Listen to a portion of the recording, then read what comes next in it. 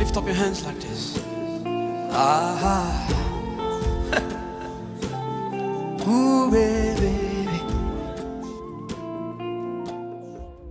On peut tous se rasseoir en la présence de Dieu.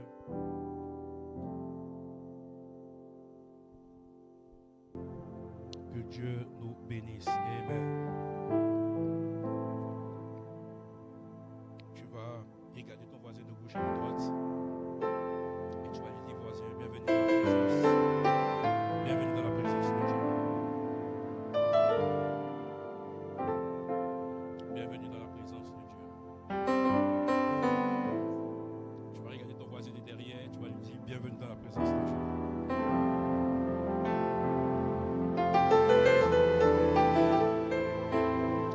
Amen. Que Dieu nous bénisse.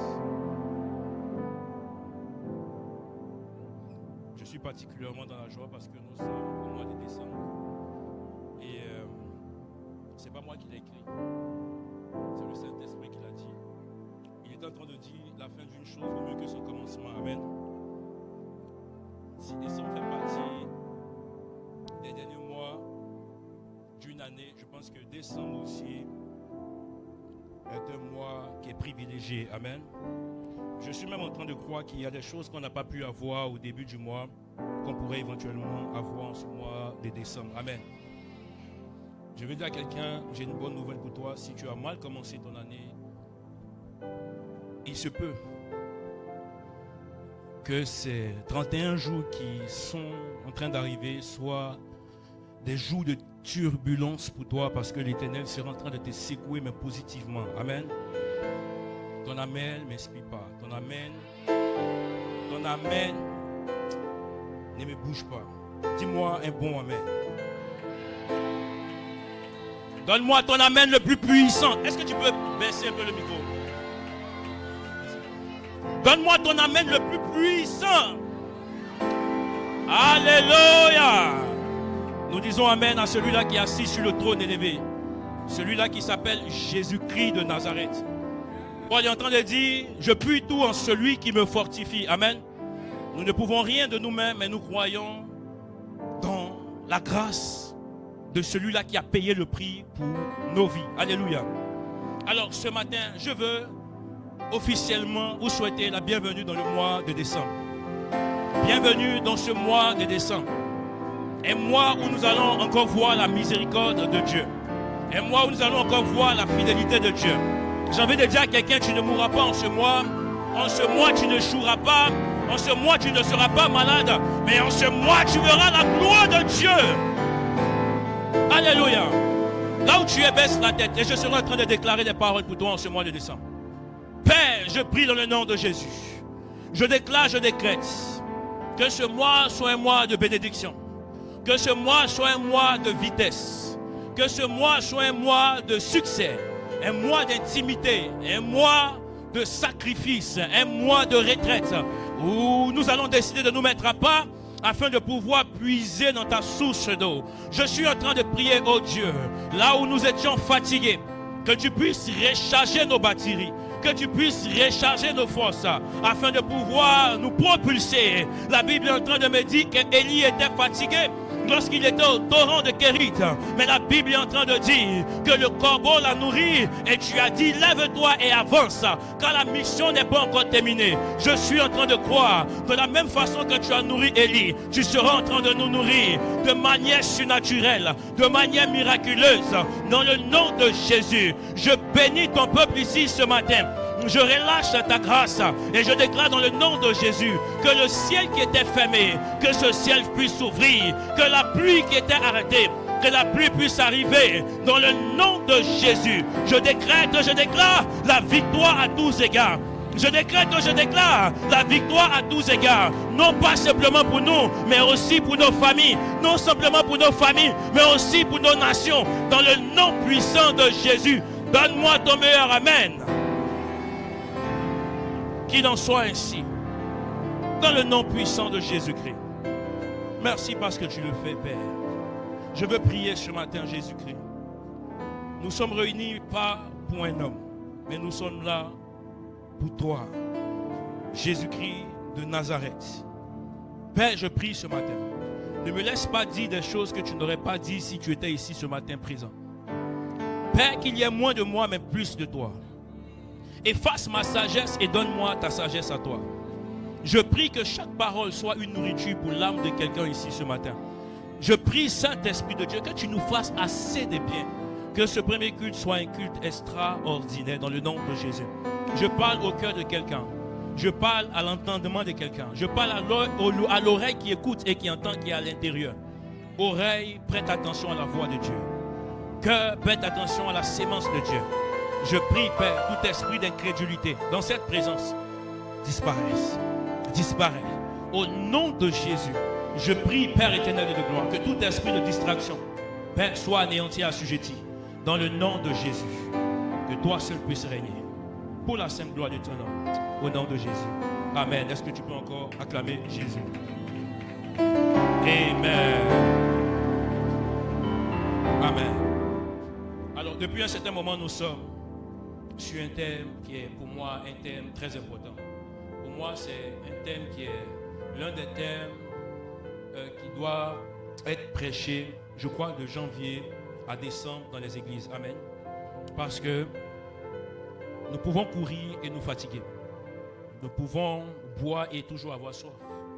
Nous pouvons rechercher des choses et quand nous allons les obtenir, nous serons encore en quête d'autres choses. Il y a des gens qui viennent à l'église pour le mariage, il y en a qui viennent à l'église pour le travail, il y en a qui viennent à l'église, en tout cas, en fonction d'un besoin spécifique. Mais j'ai envie de dire qu'au fil du temps, Dieu finit par répondre aux besoins. Et qu'est-ce qui se passe dans le temps? Est-ce que la foi est toujours à son même niveau? Est-ce que la foi est toujours à son même degré? Est-ce que notre amour pour Jésus est toujours au même degré? Parce que dans le temps, si nous ne finissons pas par rencontrer la personne que l'on appelle la personne du Saint-Esprit, je pense qu'à un moment, on sera au paroxysme de notre vie où tous nos besoins seront satisfaits et nous n'allons plus trouver l'importance de pouvoir continuer avec Dieu. Alléluia. Il est très important de comprendre le ministère du Saint-Esprit dans la vie du chrétien. Il est très important de comprendre le ministère du Saint-Esprit dans la vie du croyant. Alléluia. En fait, c'est comme si la vie d'un croyant est comme une sauce. La vie du croyant est comme un repas. Et le Saint-Esprit vient pour assaisonner ce repas. Tu ne m'as pas bien compris? Je disais que le Saint-Esprit est l'ingrédient, sinon est l'épice qui donne du goût, qui donne de la saveur. Le tout n'est pas de faire une sauce arachide ou de faire une sauce graine. Je peux aimer, mais la façon dont tu assaisonneras fera en sorte que je vais apprécier ce que tu as préparé. Je suis en train de croire que le Saint-Esprit est l'épice qu'il faut dans la vie d'un croyant afin de lui donner toujours l'endurance, le carburant, l'énergie nécessaire pour courir jusqu'à la fin. Écoutez-moi très bien. La Bible est en train de parler d'un homme qui a vraiment bouleversé toutes ces générations, sa génération et notre génération. Et je crois qu'il va encore bouleverser les générations à venir. Je parle ici de l'apôtre Paul. L'apôtre Paul a fini par vivre une vie extraordinaire dans la présence du Saint-Esprit. C'est un homme extraordinaire avec une histoire rocambolesque. Son histoire a vraiment marqué les personnes qui ont soif du Saint-Esprit. L'apôtre Paul finit par être touché sur la route de Damas, mais il commence une histoire à partir de là avec la personne du Saint-Esprit. L'on est en train d'expliquer que l'apôtre Paul se fait mordre par un serpent, c'est le serpent qui meurt. Les gens sont en train de dire, mais celui-là, il va mourir. L'apôtre Paul est en train de faire des voyages, il est sur son bateau et il est en train de voir que le bateau est en train de chavirer. Mais avant ces choses-là, l'apôtre Paul a vécu une expérience avec un ange. L'ange lui a dit, écoute-moi très bien, le peuple qui va avec toi et toi-même, je vous garderai, vous n'allez pas mourir. L'apôtre Paul était rassuré de son parcours avec Dieu. Et à la fin de sa vie, au soir de ses jours, l'apôtre Paul s'assoit et l'apôtre Paul dit, j'ai combattu le bon combat, j'ai achevé la course et la couronne de gloire m'a été donnée. Simplement parce que l'apôtre Paul a eu un parcours qui a été marqué par la présence du Saint-Esprit. Regarde ton voisin, demande-lui où est le Saint-Esprit dans ta vie. Où l'as-tu mis? Où l'as-tu gardé? Où l'as-tu rangé? Est-ce que tu as toujours ce nom d'ancien chrétien? Est-ce que tu as toujours ce titre-là d'ancien chrétien? Je crois que le Saint-Esprit est celui qui nous donne de continuer avec le même zèle. Il est celui qui maintient la même fréquence. Il ne change pas. Quand la Bible déclare qu'en Dieu, il n'y a point de variation d'onde. Je suis en train de croire que s'il commence avec toi au niveau 9, il finira avec toi au niveau 10. Il n'est pas celui qui rétrograde. S'il n'a rien fait, il évolue. Je dis s'il n'a rien fait, il évolue. Parce que dans le domaine spirituel, quand on reste au même niveau, on rétrograde. Quand on rétrograde, on rétrograde. Sinon, le monde spirituel est un monde dynamique dans lequel on ne fait que évoluer. Parce que Dieu crée les choses au premier jour, au deuxième, au troisième. Mais ce ne sont pas les mêmes choses. Les choses s'enchaînent de façon crescendo. Car Dieu n'est pas un Dieu statique. Regardez quand il plante les plantes sur la terre, les plantes finissent par être arrosées par les eaux d'en bas et finissent par grandir. Parce que selon les principes et les lois de Dieu, toute chose qui commence petit doit finir par grandir. Ainsi vous verrez que le papillon ne commence pas par être papillon avec des ailes. Il commence d'abord à être chenille. Et le fait qu'il soit exposé au temps, il finit par avoir des ailes et à fonctionner selon le principe de la croissance. Ou bien toi tu es bougie. Il suffit que le Saint-Esprit passe comme il est le feu et puis ton zèle baisse. Je ne pense pas que tu as été fait à l'image des bougies. Mais je crois que tu as été fait à l'image de celui-là qui n'a point changé et qui est fidèle. Alléluia. Alléluia. Alors, mon message ce matin, c'est le Saint-Esprit et ses œuvres. Dis avec moi, le Saint-Esprit et ses œuvres. Le Saint-Esprit et ses œuvres. Dis encore, le Saint-Esprit et ses œuvres. Connais-tu les œuvres du Saint-Esprit?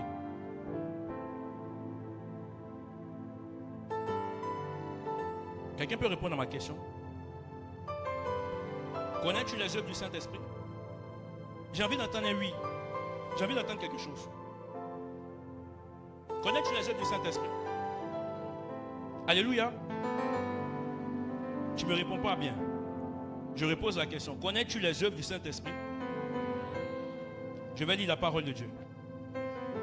Nous sommes ici dans le livre de Jean chapitre 14, au verset 16 et verset 17. C'est Jésus qui est en train de parler. Et qu'est-ce qu'il est en train de dire? Il dit, et moi, Jésus, je prierai le Père et il vous donnera un autre consolateur. Écoutez-moi, suivez-moi très bien, ne soyez même pas distraits. Suivez-moi très très bien. Il dit, et moi je prierai le Père et il vous donnera un autre consolateur. Un autre pourquoi? Parce que Jésus était le premier consolateur. Mais sauf qu'il était limité. Limité dans l'espace mais pas dans le temps.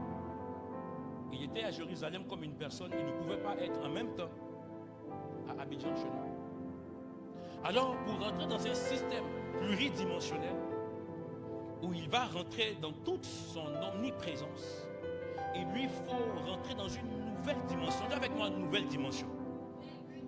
Et dans cette nouvelle dimension-là, il sait qu'il ne peut pas rentrer dans la nouvelle dimension s'il ne donne pas le bâton de relais au Saint-Esprit. Je crois qu'à chaque moment où on a envie de rentrer dans une dimension de multiplication, il nous faut tendre le bâton de relais au Saint-Esprit. Je suis en train de croire que si tu as envie d'explorer une autre dimension plus puissante que celle que tu es en train d'expérimenter, il te faut rendre le bâton au Saint-Esprit. Jésus, en rendant le bâton au Saint-Esprit, était en train de donner à sa personne d'avoir beaucoup plus d'impact. Au lieu d'avoir un impact dans un pays national, il voulait avoir un impact international. Alors lorsque vous avez besoin de pouvoir couvrir votre famille, vous avez besoin de sortir du fait d'être égoïste et de prier que pour vous seul et vos besoins, il vous faut transmettre le bâton au Saint-Esprit qui est capable maintenant de pouvoir vous emmener dans une dimension plus vaste, dans une dimension plus large, dans une dimension plus profonde. Jésus est en train de dire, il faut que je m'en aille, alors je transmets le bâton au Saint-Esprit. L'autre consolateur viendra, afin qu'il demeure éternellement avec vous. Je suis en train de croire que Jésus, par le fait de transmettre ce bâton, est en train de vouloir que le Saint-Esprit soit éternellement avec toi. Ce qui me plaît dans le mot éternel, c'est qu'il n'y a pas de fin. On peut connaître le début d'éternel, mais on ne connaît pas la fin de l'éternel. Ce qu'il est en train de dire, c'est que ça ne restera pas simplement qu'ici, mais jusque dans le royaume des cieux. Il sera aussi avec toi. Alléluia. Mais en fait, il ne précise pas. Alors quand il ne précise pas, il prend le tout. Alors il est en train de dire, même dans les moments les plus bizarres, le Saint-Esprit sera présent avec toi. Dans les moments les plus bons, les moments les plus agréables, il sera également avec toi.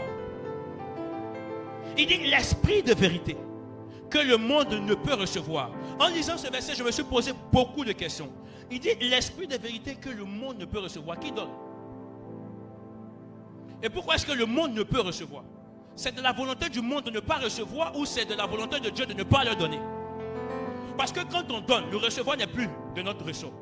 Je peux te donner quelque chose. Moi, ma volonté, c'est de te donner. Mais le recevoir dépend de celui qui se trouve en face de moi. Mais comment se fait-il que lui, il dit qu'il veut le donner? Et d'ailleurs, il dit qu'il donne. Parce que personne ne pouvait arrêter Jésus dans sa mission de monter. Il voulait, coûte que coûte, vaille que vaille, monter. Mais il dit que le monde ne peut recevoir cet esprit de vérité. Pourquoi est-ce que le monde ne peut recevoir?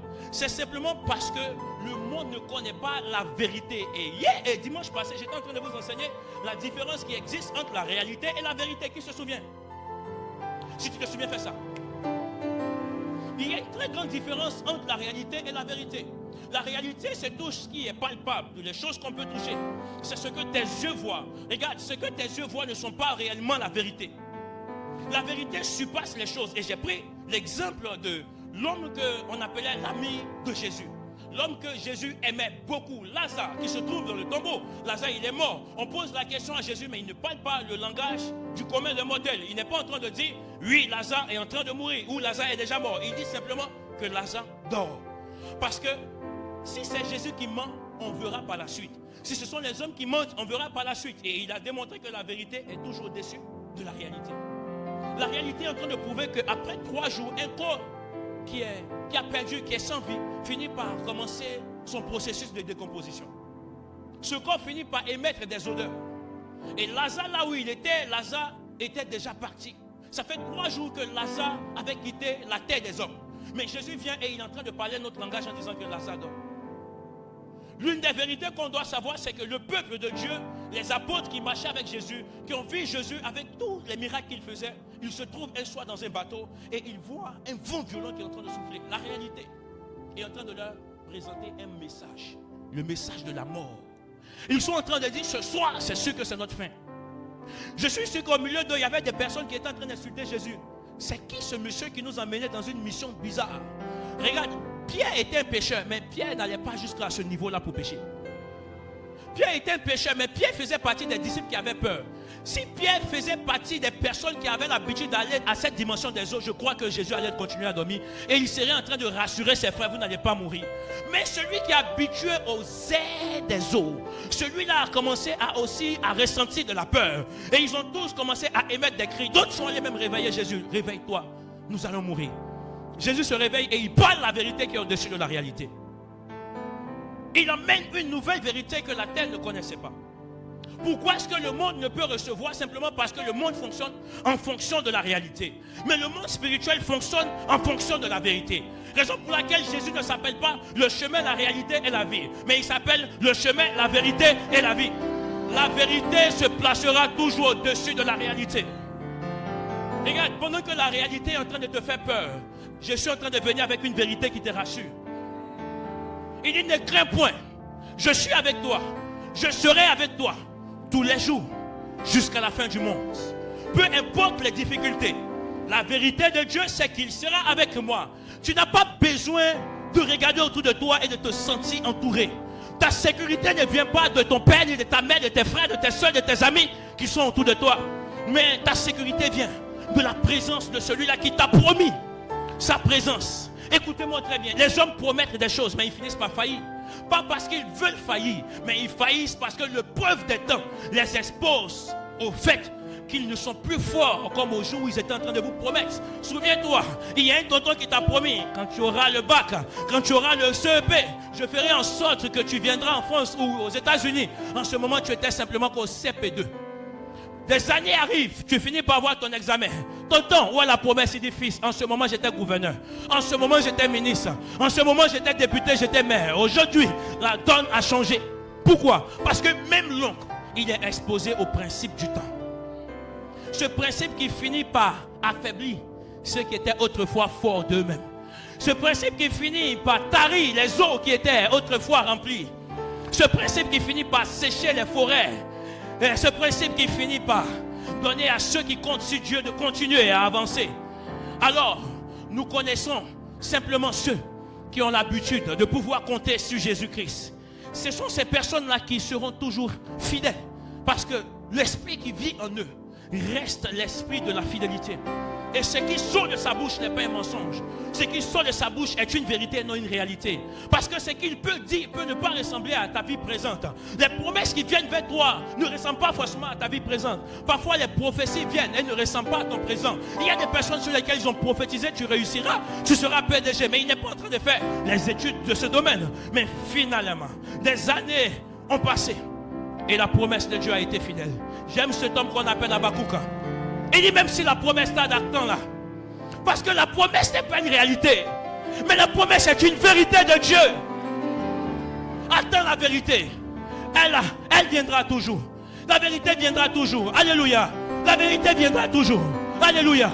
Regardez quelque chose. La Bible est en train de dire quelque chose. Cette chose-là me plaît.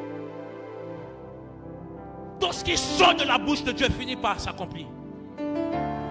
La Bible dit aucune parole ne sort de la bouche de Dieu et ne revient à lui sans accomplir ce pourquoi il a été libéré. Si Jésus, dans toute la préséance qu'il avait, dans toute sa puissance et sa divinité, avait proclamé que le Saint-Esprit était là. Frères et sœurs, je suis en train de t'annoncer une très bonne nouvelle. Ce matin, il n'y a que toi dans ta chair qui pense que le Saint-Esprit t'a abandonné. Il est là. Il est là. Tu n'as pas besoin de le voir, mais je te dis qu'il est là. Le Saint-Esprit n'est pas un homme, mais c'est un esprit. Frère, le Saint-Esprit n'est pas un homme, c'est un esprit. Il est présent même si tes yeux ne le voient pas. Ta réalité peut ne pas ressembler à une réalité qui confirme la présence du Saint-Esprit. Mais j'ai envie de te dire, il est là. Il est toujours là. Le pauvre qui était en face de ce riche-là, il avait le Saint-Esprit qui était là. Il le rassurait chaque jour. Le Saint-Esprit n'a pas pour mission de te donner de quoi manger. Je vois des personnes qui disent on ne peut pas nous donner à Jésus parce qu'il y a des pays qui ne mangent pas. Frères et sœurs, il y a aussi de l'eau. Mais qui décide de se laver avec? Ta Bible qui est dans ta main, tu peux la laisser tomber. Tu verras qu'elle va tomber. Parce qu'il n'y a personne pour la tenir. Il faut un homme pour pouvoir accomplir des choses. Alors s'il y a des personnes qui pensent que Dieu n'existait pas, frères et sœurs, le souffle de vie de chaque seconde que tu manifestes, sans pour lequel on te donne des factures, est la preuve du fait que Dieu existe. La science a tout essayé. Écoutez-moi, la science est allée très loin dans sa connaissance et dans son apprentissage, de sorte à pouvoir créer des cœurs. Ils ont sectionné des cœurs d'animaux qu'ils ont mis dans la poitrine des hommes. Et l'homme a vécu pendant 2 jours. Ils ont réessayé avec un autre animal, il a vécu pendant 1 semaine. Ça vous dit que ça peut fonctionner. Car la sagesse de l'homme est arrivée, la science de l'homme a atteint un certain niveau. Mais ce qui me plaît, c'est que le Saint-Esprit, Dieu dans toute son omniprésence, omniscience et omnipotence, est celui qui finit par valider toutes choses dans la faculté de l'homme à pouvoir réaliser et accomplir des choses qui viennent de son esprit. Tout ce qui existe et respire est la preuve que Dieu existe. Le fait que tu ne sois pas décédé, le fait que tu ne sois pas mort, après toutes ces difficultés que tu as pu traverser, est la preuve que Dieu est avec toi. Le problème n'est pas que Dieu existe ou pas, c'est est-ce qu'il est avec toi comme il doit être avec toi. De façon générale, à la base zéro, c'est qu'il est avec tout le monde. Mais il y a des personnes avec qui bizarrement il est encore plus. Celui qui cultive la présence de Dieu va récolter la présence du Saint-Esprit. Ta capacité à pouvoir comprendre que il y a une mentalité qu'on appelle la mentalité de la présence de Dieu. En fait, c'est la conscience de sa présence. Être conscient qu'il est là quand ça va mal. Être conscient qu'il est là quand c'est dur. Être conscient qu'il est là quand tout va bien. Cette conscience-là fait partie des critères que Dieu a envie de léguer à l'humanité, de leur faire cadeau. Il y a des personnes, quand leur vie va mal, ils se posent des questions. Est-ce que Dieu est toujours avec moi? Je vois les personnes qui sont motivées par le fait que leur vie aille bien. Plus ta vie va bien, tu penses que c'est le baromètre qui mesure la présence de Dieu. C'est une folie. Le baromètre qui mesure la présence de Dieu dans la vie d'une personne n'est pas que ta vie va bien. C'est cette paix. cette douceur que tu ressens au milieu de tous les tumultes. C'est cette paix que Jésus pouvait ressentir quand il était dans le bateau. Pendant que tout était agité, il dormait. Vous savez, on peut tout dire comme message sur Jonas. Mais j'ai pris le temps d'étudier Jonas et j'ai dit Jonas n'est pas un petit prophète. Pendant que tout est en train de faire bizarre, Jonas cherche une place pour dormir. Jonas a eu le même comportement que Jésus. Jonas cherchait un coin pour dormir. Il dit laissez-moi dormir. Les gens sont en train de s'agiter. Jonas est en bas. Sent-il pas, ne ressent-il pas que le bateau est en train de s'agiter? Jonas, qui es-tu? You be you. Jonas dort pendant que le bateau s'agite. Et bizarrement, les gens vont remarquer un comportement bizarre chez Jonas. C'est le même comportement que les apôtres ont remarqué chez Jésus pendant qu'il dormait. Les gens du bateau ont trouvé que parce qu'ils sont normaux, c'est-à-dire ils ont commencé à regarder tous ceux qui sont humains comme eux. Et ils ont vu le comportement, c'est qu'ils quittaient le bas et ils montaient. Ils étaient en train de se questionner, qu'est-ce qui ne va pas? Et d'autres ont remarqué qu'il y a un homme bizarre qui est couché en bas et au milieu de toutes ces choses-là est en train de dormir. Appelez-le. Il monte, on dit, c'est quoi ton problème? Il dit, jetez-moi. Jonas n'est pas en train d'expliquer quoi que ce soit. Il dit, mettez-moi à l'eau. Frères et sœurs, si Jonas n'a pas confiance de savoir qu'il est tellement important aux yeux de Dieu et que Dieu n'allait pas l'effacer à la surface de la terre, après cette étape, Jonas n'aurait pas dit à cela, jetez-moi à l'eau. Mais la connaissance de Jonas a poussé Jonas à dire, mettez-moi à l'eau, je connais mon Dieu. Cette sérénité que Jonas avait dans le bateau, il savait qu'il allait aussi l'avoir à l'extérieur du bateau. En fait, la sécurité de Jonas ne dépendait pas de l'environnement dans lequel on le mettait, mais dépendait seulement de la conscience de la présence de Dieu à l'intérieur de lui. As-tu goûté au Saint-Esprit? Alors tu connais comment est-ce qu'il te rassure. Il y a des choses qui arrivent et puis à l'intérieur de toi, tu les sens comme d'habitude, même quand il n'a pas parlé. Tu dis ça, je le sens. Quand je sens comme ça veut dire qu'il est là, il est avec moi. Tout le monde pleure. Il te dit ne pleure pas, tiens bon. Je suis avec toi. On jette Jonas. Quand vous lisez l'histoire, Jonas, si vous êtes en train de comprendre que Jonas était mort, la Bible est en train de dire Jonas est mort. Qui a ramené Jonas à la vie? Jonas, il est rentré dans les abîmes. Jonas a goûté la mort. Et Jonas ressort 3 jours plus tard. Qu'est-ce qui a fait que Jonas est sorti 3 jours plus tard, intact, au bord de l'eau? Et il n'aurait pas accompli sa mission. C'est simplement cette sérénité que donne l'Esprit de Jésus. Ce qui me plaît en ce temps-là, il n'y avait pas le Saint-Esprit qui était donné comme nous l'avons aujourd'hui. Mais bizarrement, il y avait l'Esprit qui fonctionnait avec les rois et les prophètes. Jonas était un prophète et il connaissait le mode de fonctionnement du Saint-Esprit. Frères et sœurs, si un chrétien doit être plus dangereux, c'est-à-dire depuis l'histoire des temps jusqu'à aujourd'hui, je pense que c'est le chrétien de ma génération. Mais bizarrement, je vois l'inverse.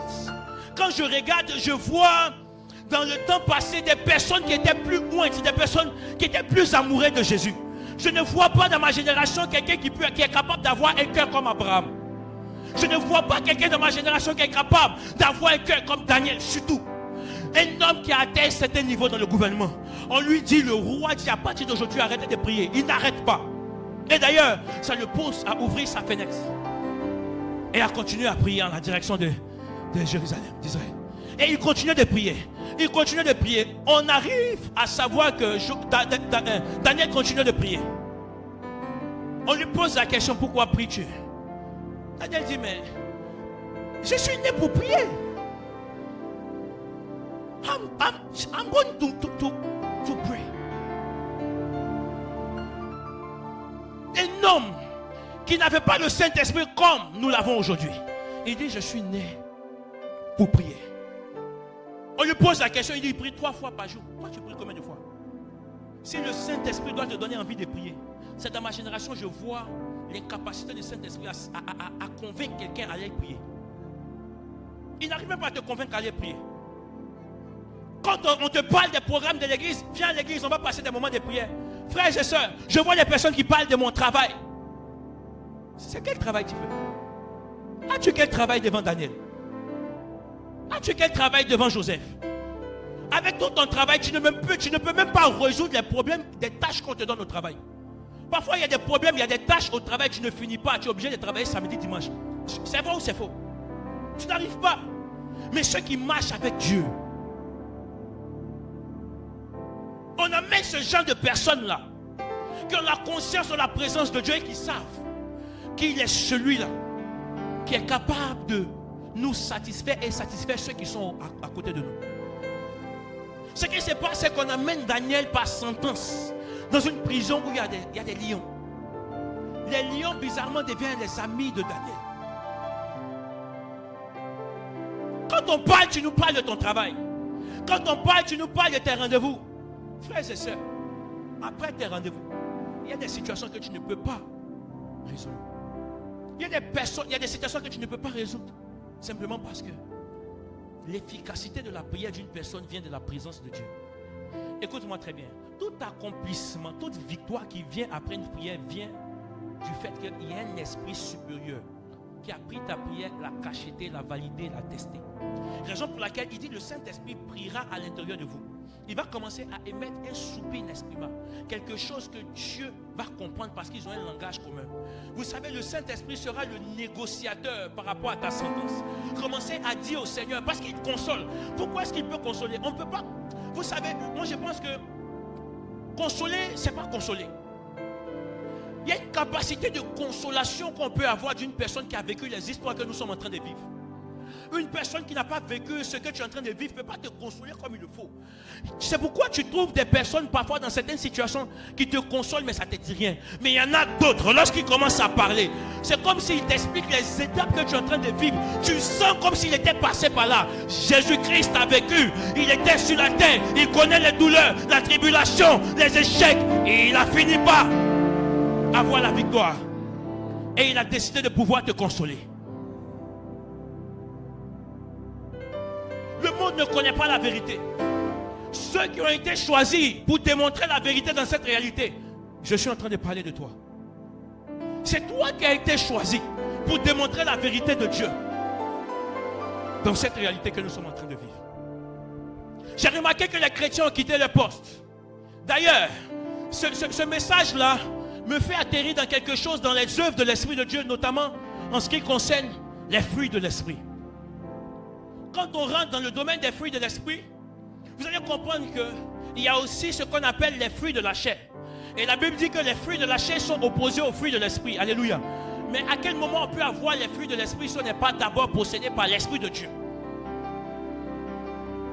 Montrez-moi un homme qui est possédé par un esprit de la sorcellerie et qui finit par aimer les gens, qui finit par leur faire du bien.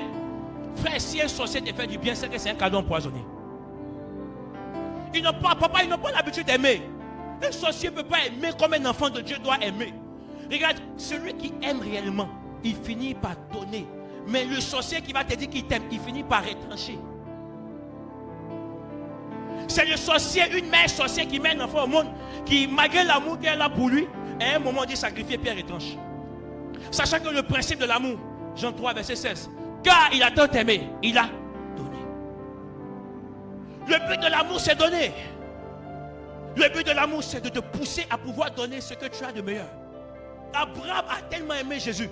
Il a tellement aimé celui-là qu'on appelle Elohim, qu'il lui a donné ce qu'il avait de plus précieux.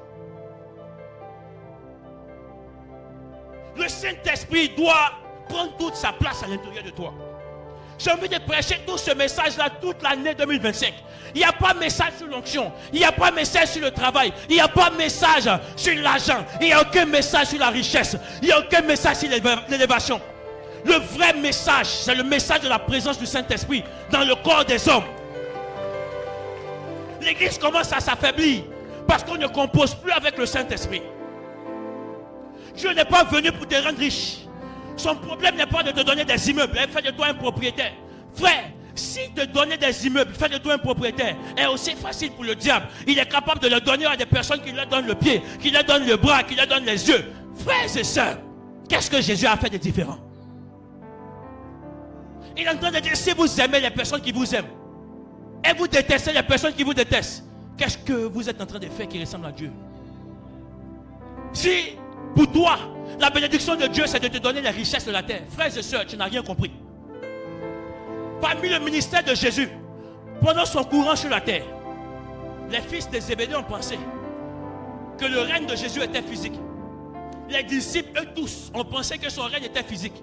La Bible dit parfois, ils cherchaient à attraper Jésus de faire de lui un roi. D'ailleurs, ça a tellement effrayé Hérode qu'Hérode a voulu le tuer quand il était petit. Parce qu'ils ont tous pensé, comme on dit, un roi nous est né. Ils ont pensé que c'était un règne physique. Mais non. Son règne est élevé encore plus haut. Satan a pensé qu'il pouvait négocier avec Jésus avec les choses de la terre. C'est pas pour ne rien que Jésus a été rempli par le Saint-Esprit avant de rentrer dans le désert. Tu sais pourquoi? Simplement parce qu'il savait que la capacité pour résister au bien de ce monde vient simplement par ta capacité à recevoir le Saint-Esprit à l'intérieur de toi. Si Satan présente, c'est parce qu'il savait qu'en présentant, il pouvait gagner. Si Satan présente, c'est parce qu'il pense qu'en présentant, il pouvait. Alors, il ne savait pas qu'il y a une préparation qui fait qu'on peut refuser la proposition qu'on est capable de recevoir de la part du diable. C'était la plénitude de l'Esprit de Dieu. Quand le Saint-Esprit arrive, la présentation, il lui dit, la Bible dit, il emmène sur les montagnes, sur les hauteurs, sur les hautes villes, et il lui présente les richesses. Et il lui dit, il est aussi écrit. Je dis que celui qui a l'Esprit de Dieu aime les Écritures pour commencer à les citer. Il est écrit. Frères et sœurs, Galates 5, le verset 22, commence à expliquer tout ce qui est fruit de l'Esprit. Mais dans les églises, on ne trouve pas des personnes qui sont remplies de fruits de l'Esprit. Simplement parce que les gens sont remplis d'eux-mêmes. Les gens sont remplis d'eux-mêmes. J'étais en train de vous dire le dimanche passé, le cœur reste la seule porte d'exaucement de Dieu pour l'accomplissement de la destinée prophétique d'une personne sur la terre.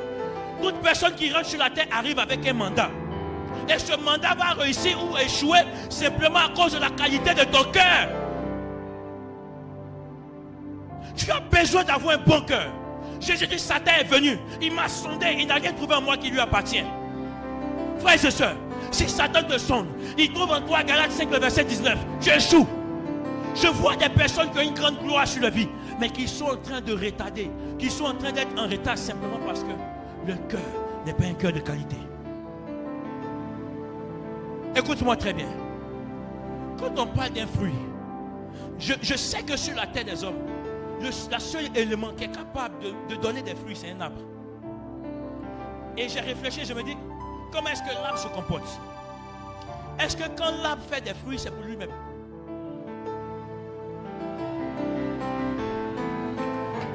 Écoute-moi très bien. Écoute-moi très bien. Quand un arbre produit des fruits, est-ce que ce fruit-là, c'est pour être consommé par l'arbre lui-même? Bizarrement, il dit les fruits. Ce n'est pas pour la première fois qu'il nous identifie aux arbres. Je suis le cep, vous êtes là. Celui qui demande à moi et que je demande à lui, il portera des.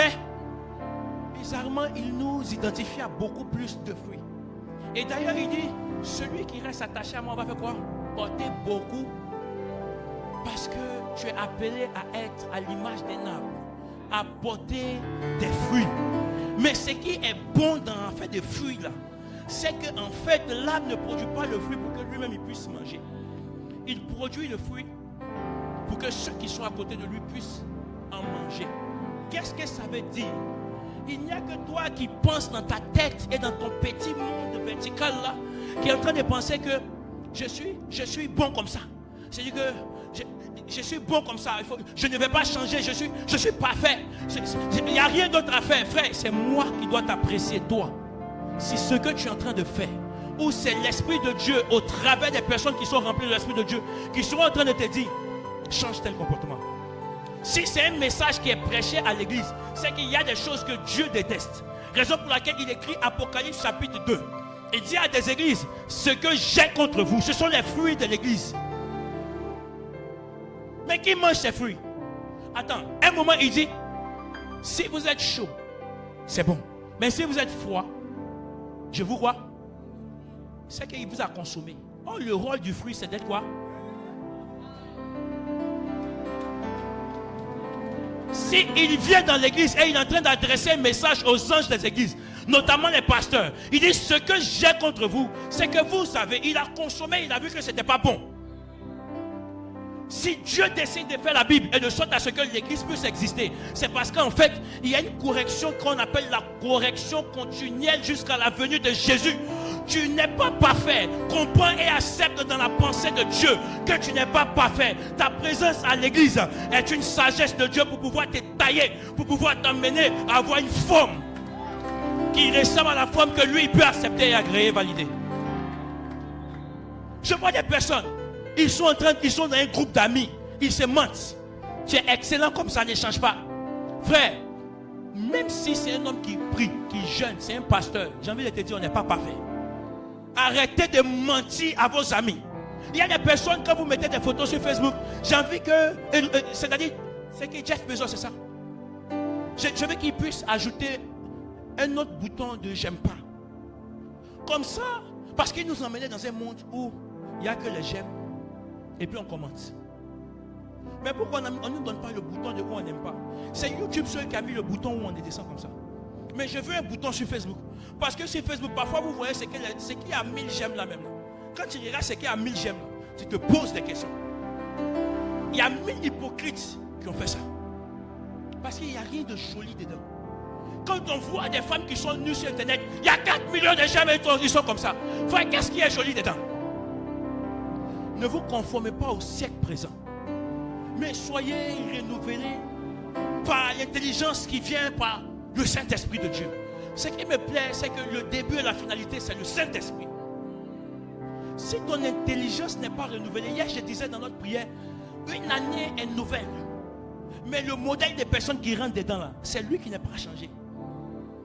Le changement d'année n'est pas plus dangereux que le changement de la personne. Ton changement est important sur l'année qui est en train d'arriver.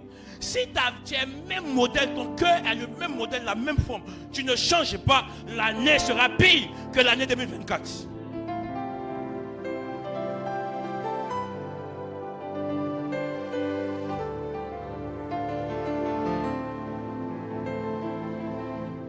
Il est le consommateur de notre foi. L'une des choses qui me plaît chez Jésus en partant, il dit, j'ai une question. Quand je reviendrai, trouverai-je encore la foi? Pourquoi il est en train de dire ça? Ce qui me plaît, c'est que c'est un esprit. Il sait, il s'appelle Alpha, Oméga. Et ce qui me plaît, c'est qu'il sait parcourir. Si en mathématiques, on devait lui donner des intervalles, on ouvre l'intervalle en alpha. Et puis on fait quoi? Non, on ouvre. Il attendait celui qui allait me dire on ferme en oméga. Il a dit toi tu n'es pas un bon matheux. On ouvre en alpha et puis on ouvre en oméga. Parce que, ça veut dire quoi? Ça veut dire qu'il peut se mouvoir entre alpha et oméga. Jésus était déjà parti en oméga. Regarde, il a dit à ses disciples qu'il est plus vieux qu'Abraham. Les gens pensaient que c'était des hérésies. Ils ont commencé à lui dire, ça ne va pas dans ta tête. Et puis d'ailleurs, comme c'était des fanatiques d'Abraham, ils ont commencé à jouer le jeu des fanatiques. Il dit, ce que je vous dis, c'est la vérité. Parce qu'il existait déjà depuis la fondation du monde. Merci. Mais ce qu'ils ne savent pas, ils ne savent pas que la faculté de Jésus, c'est vrai d'abord de savoir aller en arrière. Mais ils ne savent pas que Jésus aussi s'est parti dans le futur. Et ce qui me plaît, c'est que dans le fait qu'il se promène dans le futur, il sait que les chrétiens vont abandonner l'intimité avec le Saint-Esprit. Les gens vont commencer à fonctionner selon eux-mêmes. Raison pour laquelle, avant de partir, il dit, trouverai-je encore la foi? Parce que, il dit, les gens seront fanfarons. Ils vont aimer l'argent plus que tout. Blasphémateurs. Abandonnant l'église. Abandonnant les choses qui font que nous avons de la valeur aux yeux de Dieu. Quand il a fini de faire ce voyage, il pose cette question. Ça veut dire quoi? Ça veut dire qu'il s'est rendu compte que les gens allaient de plus en plus délaisser le Saint-Esprit. Écoute-moi très bien. Peut-être que tu as trouvé ça un peu bizarre. Vous savez, le zèle pour se rendre toujours à l'église est un signe qu'on est rempli du Saint-Esprit. L'église n'a pas été créée par des hommes. L'église a été... Écoutez-moi. Il dit quoi? Je bâtirai... C'est qui a écrit? C'est moi? C'est Paul qui disait ça. C'est Paul qui a dit ou c'est qui? Jésus dit, je bâtirai mon église et les portes de l'enfer. Et bizarrement, vous allez voir les rassemblements des églises, c'est que quand vous lisez l'histoire, ça s'est formé, ça s'est formé par des cellules dans des maisons. Parce qu'après la persécution, ils se sont séparés. Et ils étaient tous dans des maisons et ils continuaient à vaquer dans la foi. Jusqu'au point où la communion fraternelle s'est tellement manifestée, au point où le Saint-Esprit a pris une autre dimension, où le fait que tu sautes de ta bouche un mensonge peut affecter ta vie. Demandez à Ananias et Saphira. Vous savez que l'église est l'institution de Dieu, où Pierre ne tue pas, mais l'Esprit qui est présent lui-même, il fait son travail. Ça veut dire qu'il veut bâtir dans le temps et dans l'espace une église qui est puissante. Montrez-moi une personne qui est régulière aux activités de l'église. Je te dirai que cette personne-là est poussée par l'Esprit de Dieu. En fait, j'ai soif de cette église où j'étais petit, j'étais jeune. J'étais à l'école aux assemblées de Dieu. Et je voyais des moments de prière qu'on organisait à 6h, 5h à l'église. Des moments de prière. On partait, les églises sont remplies par nos moments. Les jeunes n'étaient pas là. On remarquait les moments de prière dans l'église. Les papas aimaient Jésus. À chaque programme, les mardis soirs et les jeudis, ils sont tous là. L'église est remplie. Mais de notre génération, quand je suis retourné, je vais à l'église, c'est vide. Les quelques personnes qui restent, c'est encore les parents d'avant. Les parents, que Dieu vous bénisse. On a besoin de vous pour nous enseigner comment ça se faisait avant. Parce qu'on pense, nous les jeunes, que c'est tout. C'est de se saper et de venir à l'église faire ce qu'on a envie de faire.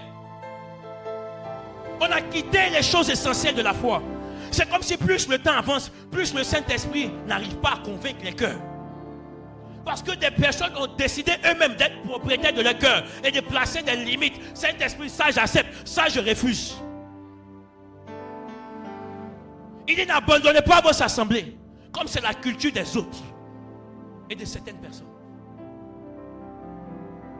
Je ne dis pas ça à cause de moi, mais je dis parce que je parle de la part de l'Esprit de Dieu. Il te convainc à faire des choses. Si le Saint-Esprit, quand il te possède, il te donne de manifester des fruits, notamment l'amour et toutes ces choses, sache que parmi toutes ces choses-là, il y a aussi l'amour de Dieu qui surpasse tout, qui fait en sorte que tu es capable de poser une journée de congé pour aller chercher Dieu. Des personnes pour des programmes de semaine, on dit viens à l'église. Non, j'ai fini à 18h. Donc comme j'ai fini à 18h là, mon patron m'a donné un travail surplus. Frère, l'église ne peut pas te donner un travail surplus à la place, à l'horaire de ton travail. Mais le travail peut te donner un travail surplus à l'horaire de l'église. Il y a des choses qui ne vont pas en fait. On ne peut pas voir Dieu dans toute sa plénitude. Pourquoi? Simplement parce que on ne lui donne pas la première place. S'il n'est pas Dieu de tout, il n'est pas Dieu du tout. Cherchez premièrement le royaume des cieux. Et tout, ce qui me plaît, c'est qu'il ne cite pas les éléments. C'est toi, tu n'as pas besoin de tout. Il y a certains éléments, si je te donne tout de suite, tu seras content. Tu vas ignorer toutes les autres bonnes choses de la terre qui sont capables de mettre d'autres personnes dans la joie. Mais il dit, tout vous sera donné par-dessus. Ça veut dire quoi? C'est la limite que te donne ta pensée. Si ta pensée n'a pas de limite, tout viendra à toi.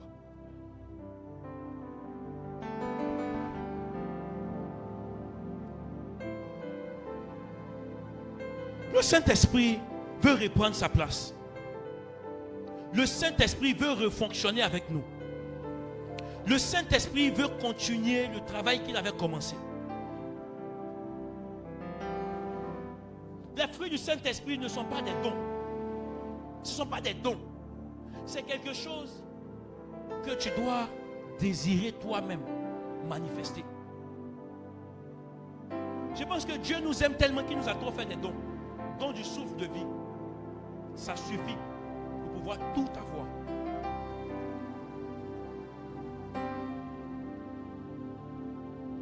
D'ailleurs, je vois qu'il y a des gens qui ont le Saint-Esprit. Et quand on prend deux personnes qui ont le Saint-Esprit, on les pose là, on va voir qu'il y a trop de différences. Il y en a qui sont avec une dose un peu plus avancée. Il y en a qui sont avec une dose un peu plus légère. quand les deux seront en train de donner leur point de vue par rapport à un certain point, certaines idées ou un sujet, vous allez remarquer qu'il y en a qui sont un peu plus légers. Pourquoi? Parce que l'un des premiers objectifs du Saint-Esprit, c'est d'amener l'Église à avoir un seul langage. Mais quand vous voyez que deux personnes sont assez différentes comme ça, c'est que finalement, il n'y a pas eu la plénitude de l'Esprit du côté d'une personne. Amos 3.3 dit quoi? Deux personnes ne peuvent pas marcher ensemble s'ils ne sont pas d'abord mis en accord. Ça veut dire que si vous les voyez marcher ensemble au même rythme, c'est qu'ils se sont d'abord mis d'accord. Si le Saint-Esprit et toi, sinon et toutes ces personnes sont mis d'accord, ils vont fonctionner de la même façon. C'est pourquoi quand vous prenez l'histoire de Ananias et Saphira, vous voyez que c'est bizarrement deux personnes qui ont pensé pareil, différemment de tout le groupe. Est-ce le même Saint-Esprit qui est venu posséder tout le monde et puis eux c'était bizarre? Non, c'est l'exemple que j'étais en train de donner. Il y en a qui avaient un certain degré et il y en a qui étaient encore plus Chanel. Si ça a été le cas d'Ananias et Saphira dans l'église, il se peut que aussi au milieu de cette église, il y ait des personnes qui ont une dose qui ressemble à la dose d'Ananias et Saphira. Et quand tu identifies cette dose et que tu vois ton cœur être en train de ressembler à ce cœur, je t'en supplie, ne continue pas. Pierre a posé la question à Ananias et Saphira. Qu'est-ce qu'il a dit? Il a dit, tu as décidé de t'associer à ton mari pour pouvoir mentir. On vient à peine de soulever son corps. On prendra pour toi. Vivre en dehors de l'unité de l'Esprit de Dieu nous tue. Vivre en dehors de l'unité de l'Esprit de Dieu nous tue. Tu as besoin d'être au milieu et dans ce que le Saint-Esprit souhaite pour ta propre vie et ta propre destinée. Tout ce que l'on est en train de rechercher sur la terre, qui peut ressembler à des choses plus importantes, en réalité n'ont pas plus d'importance que le Saint-Esprit. Frères et sœurs, chers parents, le Saint-Esprit doit être le sujet de toutes tes prières. Il connaît mieux les besoins des temps actuels par rapport à toi. Il sait tellement ce que tu as besoin. Il sait les choses qui te font mal. Il sait les choses qui peuvent te satisfaire. J'aime ce chant qui dit, il sait satisfaire un cœur qui le cherche. Il sait toucher et remplir les cœurs. Laisse le Saint-Esprit avoir la place qu'il doit avoir. Ne sois pas en train de prier pour le travail, chercher et jeûner pour ces choses. As-tu déjà pris des moments de jeûne où tu es en train de jeûner pour la plénitude de l'Esprit? Il dit, soyez remplis de l'Esprit de Dieu. Soyez ivres de l'Esprit de Dieu. As-tu déjà goûté à l'ivresse de l'Esprit de Dieu? As-tu déjà été sous de l'Esprit de Dieu? Tu sais comment on parle quand on est ivre? On porte des fruits. Pierre était ivre à l'intérieur. Quand il sort pour démontrer qu'il est ivre, les fruits c'est quoi? C'est qu'il multiplie 120 à 3000. Ça veut dire que le Saint-Esprit dans ta vie va produire la multiplication. Le Saint-Esprit à l'intérieur de toi va commencer à faire des choses de qualité. Si ces fruits-là doivent être goûtés par des gens, ils vont commencer à apprécier la qualité de ta vie. Regardez Tabitha, Dorcas. Elle avait tellement une bonne vie. Elle manifestait certains fruits. Finalement, la ville entière était unanime sur le fait qu'elle était remplie de l'Esprit. Celui qui est né de Dieu ne va pas mourir. Il y aura toujours une seconde action de Dieu pour le reprendre. Ça ne sera pas sa volonté, mais ce sera la volonté des personnes autour d'elle. On appelle Pierre, on dit Pierre, s'il te plaît, ce type d'homme, comme ses fruits ne sont pas goûtés par elle-même, et que c'est goûté par nous, on a tellement apprécié qu'elle ne peut pas mourir maintenant. Réveillez-la. On dit Pierre, débrouille-toi et réveille-la. Pierre dit Seigneur, c'est en tes mains. Ils ont mis sur moi, mais je mets en tes mains. Et cette dame est revenue à la vie. Ta qualité de vie, ne pense pas. Ce n'est pas parce que tu continues de faire du bien aux gens, tu continues d'aimer et que des personnes te prennent pour des naïfs, que tu vas arrêter de faire du bien. Le jour où tu seras en cascade et détruit, il y a des personnes que tu avais aidées qui s'en souviendront au moment où tu ne t'attends le moins. Il y a des soutiens qui viendront le moment où tu t'attends le moins. Parce que Dieu sait solliciter des personnes qui sont aussi remplies du Saint-Esprit pour faire du bien.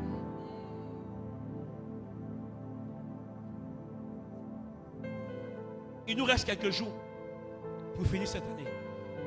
Je ne serai pas en train de parler d'un message où je vais te demander, il faut frapper les mains pour demander au Seigneur, ma bénédiction. Tu n'as pas prié pour une bénédiction. Tu vas prier pour être rempli du Saint-Esprit. Pour dire, Saint-Esprit, remplis-moi. Comme au temps des apôtres, comme au temps des Pentecôtes. Amène des vraies langues de feu. Amène les vrais parler en langue. Et amène les fruits qui émanent de toi. Un comportement transformé et renouvelé. Quelqu'un qui a un impact positif. Arrêtez de porter des titres de chrétien, avoir un mauvais cœur. La qualité de ta vie dépend de la présence de Dieu dans ta vie. S'il n'est pas là, les gens n'apprécieront pas. Et ne pense pas que c'est parce que les gens ne t'aiment pas qu'ils sont en train de te juger. La vérité, c'est que tu n'as pas l'esprit de Dieu et tu n'as pas une bonne attitude. On ne répond pas le mal par le mal simplement parce qu'on est conscient de ce qu'ils sont en train de nous faire. C'est faux. On répond par le mal par le bien. On répond au mal par le bien. Arrêtez de vouloir vous tirailler. Le Saint-Esprit doit revenir au centre de l'église. Aimer et revivre. Avoir des moments, appeler un frère, une soeur, ma soeur, mon frère. On peut prier pendant 2 jours. On peut commencer à prier pour chercher le Saint-Esprit. Quand on était à l'école, étant enfant, on avait des moments qu'on appelait les moments d'accentuation spirituelle. Yes. On nous enfermait, on nous mettait des choses, des instruments. On commence à prier Saint-Esprit. Les parler en langue qui sortaient parmi des enfants de 5 à 8 ans. Des révélations qui sortaient. Au milieu de nous, il y avait les partages, il y avait plein de choses. On s'aimait comme des frères. Mais à l'église, certains sont en train de regarder la jupe de la soeur, la chaussure du frère, le pantalon de la veille, la grosse veste. Ils sont en train de penser à eux seuls. L'amour qui donne aussi à quitter l'église. Des gens sont fanatiques des églises. On te pose la question, je suis du ICC, on est nombreux, je suis de vase d'honneur, nous ne sommes pas de tout ça. Nous sommes du royaume des cieux. Il est temps que l'église soit unifiée. Mais ça commence d'abord à toi. Il te faut t'unifier au Saint-Esprit. Si le Saint-Esprit s'unit à toi, ta vie va prendre une nouvelle tournure. Quelque chose de plus satisfaisant et de plus plaisant. Des choses de plus agréables vont commencer à sortir de l'intérieur de toi. Et je le crois du plus profond de mon cœur. Tu vas t'élever là où tu es.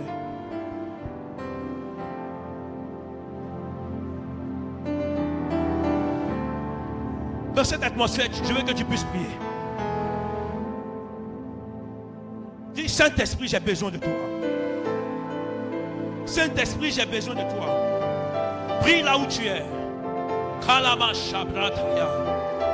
Tu as écouté ce message, tu sais que tu as besoin du Saint-Esprit.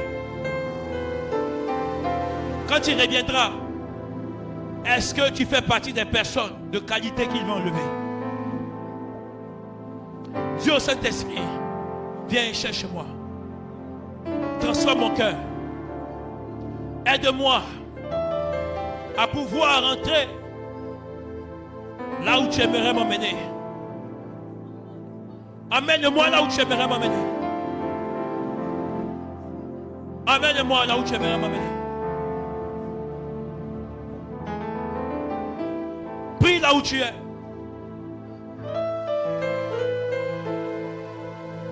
Yes, tu fais bien de prier. Prie encore là où tu es. Que Dieu de les cieux t'entende cet après-midi.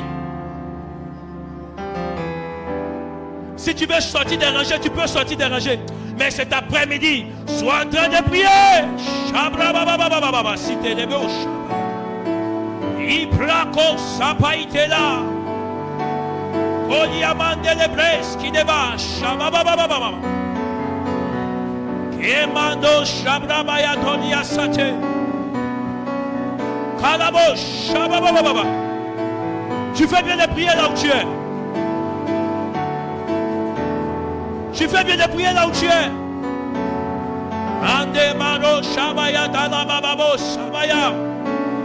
Nous avons besoin de toi. Comme au jour de la Pentecôte, comme au temps des apôtres, l'église primitive était remplie d'amour. L'église primitive était remplie de tes fruits. Amène-nous dans Galate. Nous voulons vivre une église qui a l'image de Jésus. être transformé de gloire en gloire à ton image. Je veux refléter qui je suis en toi.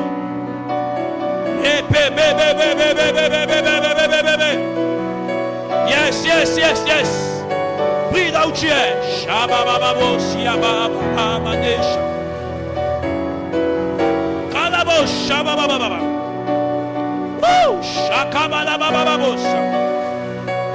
Tu fais bien de prier.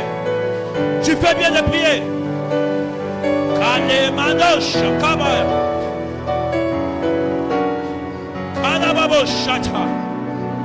Dieu Saint-Esprit, aide-moi. Je ne suis pas satisfait de cette dimension. Je ne suis pas satisfait des fruits qui émanent de moi. Je veux plus. Je veux plus.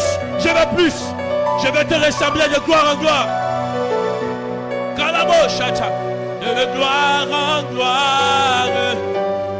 De gloire en gloire. Tu m'emmènes. À la bouche. Tu m'emmènes.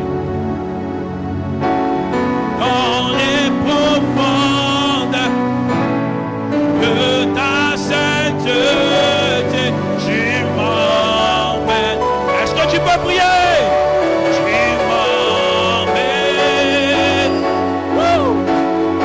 De gloire en gloire, de gloire en gloire, tu m'emmènes. Tu m'emmènes dans les profondes.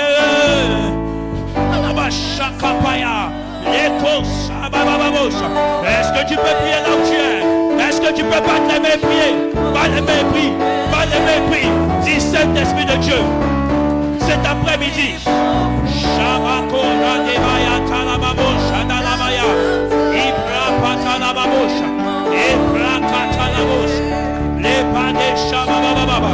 ne me laisse pas tel que je suis. Ne me laisse pas tel que je suis. J'ai besoin de toi. J'ai besoin de toi. J'ai besoin de toi. J'ai besoin de toi. Ne me laisse pas. Ne me laisse pas. Ne me laisse pas. J'ai besoin de toi. J'ai besoin de toi.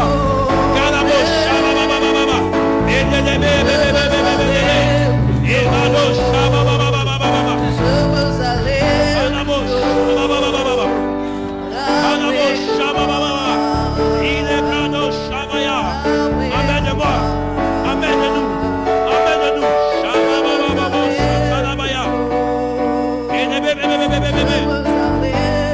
Prie là où tu es, il t'entend. Il est présent, il est présent. Dis-lui de te donner la conscience de sa présence. Dis-lui de te donner la conscience de sa présence. La conscience de sa présence. La conscience de sa présence. La conscience de sa présence. Avec toi, avec toi, je veux aller.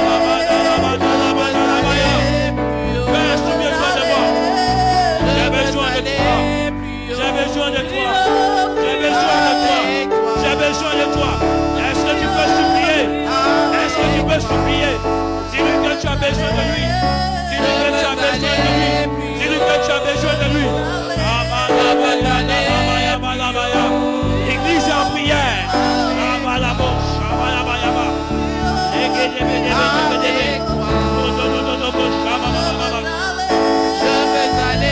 Yes, yes, yes, yes, yes, yes, yes, yes.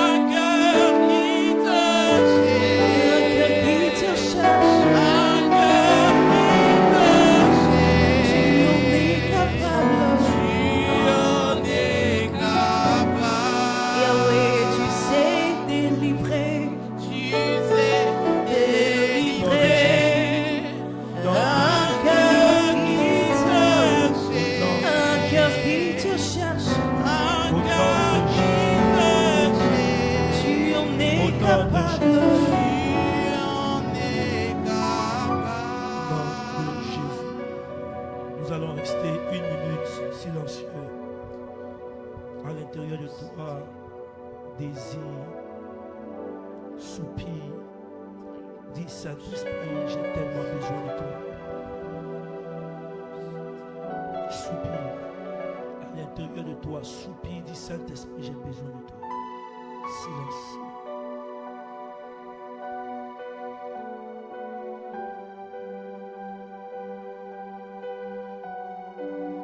Je le vois te faire du bien. Il est là, il va te faire du bien, l'Esprit de Jésus. Il va te faire du bien. Du bien. Soupire. Soupire.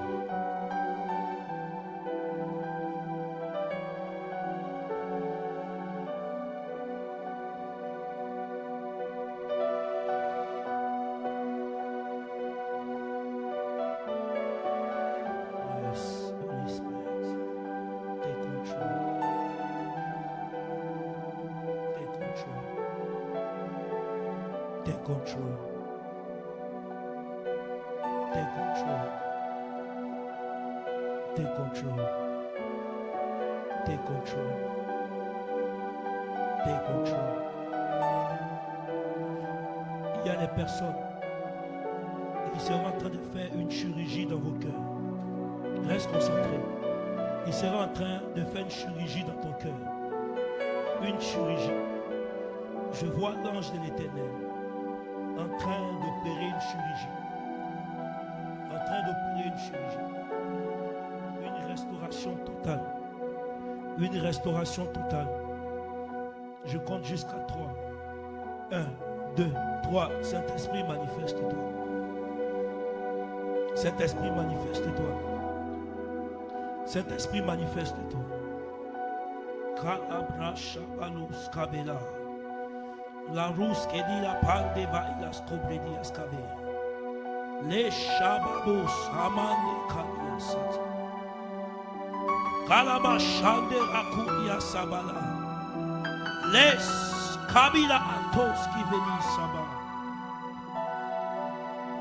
Il dit de nouveaux chrétiens vont sortir de cet environnement. Des personnes que je vais transformer. Des personnes que je vais impacter positivement. Saint-Esprit, fais-le. Que ton ciel s'ouvre sur nos têtes. Et que nos vies soient transformées. Et que nos vies soient impactées. Nous voulons être des chrétiens différents. Ramène-nous au temps des apôtres. Ramène-nous au temps des apôtres et de l'église primitive. Des chrétiens qui reflètent qui tu es. Qui sont à ton image. Jagadagadagaya. Leko sakapa italo shaba. Lekidabra palaba sondolobosh. Ripatalaba sante. Leko palia santo robosha. Masika brate baalos. Thank you, Jesus.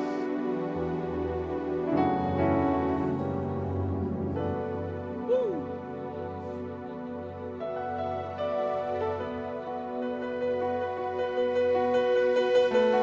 Woo. Woo. Woo. Woo! Kania sapra eva. Kabe kano shaka bali kano sa. Leko saka bali asuka. Kanana namaya ndebesh. Oh Jesus.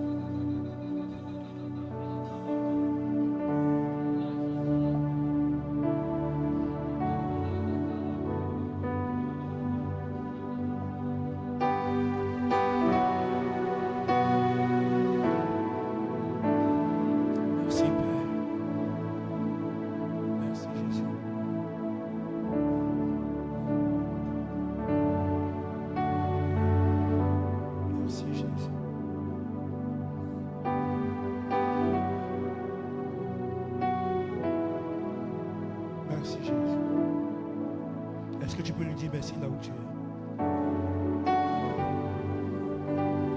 Sa présence est avec toi.